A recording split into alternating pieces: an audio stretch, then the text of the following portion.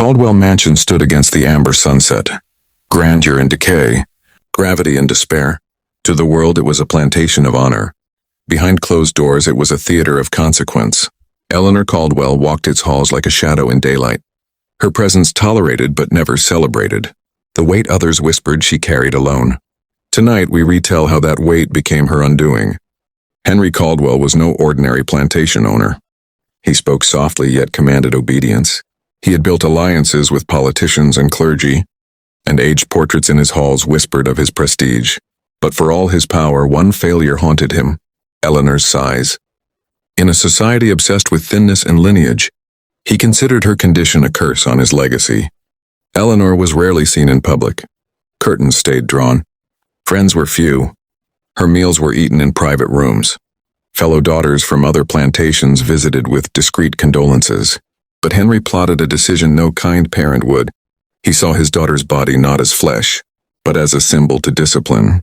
He decided Eleanor would be used, given to a man under his control and to contain her shame. He spoke in whispers to Jacob, his loyal, frightened servant. "You will take her to the cellar tonight," Caldwell said. "You will do what must be done." Bound by fear and duty, Jacob led Eleanor down narrow stairs lined with damp stone. The air smelled of earth and humidity, as if the basement already remembered grief. Jacob recorded everything. In ledger pages he logged rations, weights, silence. "She lost 2 pounds today," he wrote. No tears. Over weeks the ledger turned into obsession. Caldwell visited nightly. He checked her progress like a gardener pruning a branch he deems weak. His cruelty was masked in paternal concern, a twisted pseudonym for control. One night lightning struck the mansion roof. The storm shattered windows. Eleanor screamed unexpectedly. In flickers of lantern light, someone saw Caldwell standing at the stairway's edge, face unreadable. The chain's jangle answered her cry. The cellar door slammed. The storm swallowed sound. In the morning, Jacob was found collapsed. Eleanor, missing. Search parties combed the fields and woods. Caldwell gave speeches about lost travel, errant animals. Jacob blamed wandering. But the mansion held its silence. In the cellar, they found torn chains, a single candle stub. The ledger flung open at a page with smudged ink. No body. Civil charges were filed, then dropped. Years passed. The Caldwell line continued. Portraits hang in galleries. The night Eleanor vanished became unspoken, but descendants whisper of guilt.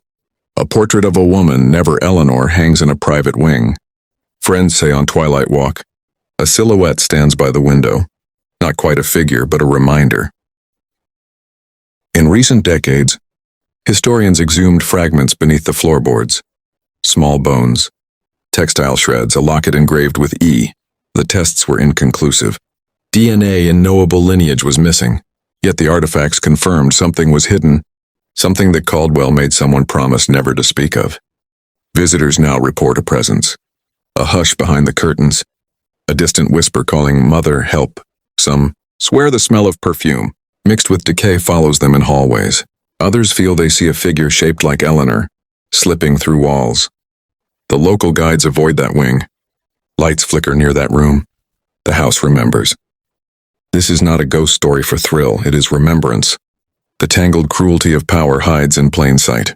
Eleanor's absence, Caldwell's silence. Jacob's ledger, they are fragments of what we must face. The horror isn't always a scream. Sometimes it's the quiet house and the things we choose not to see.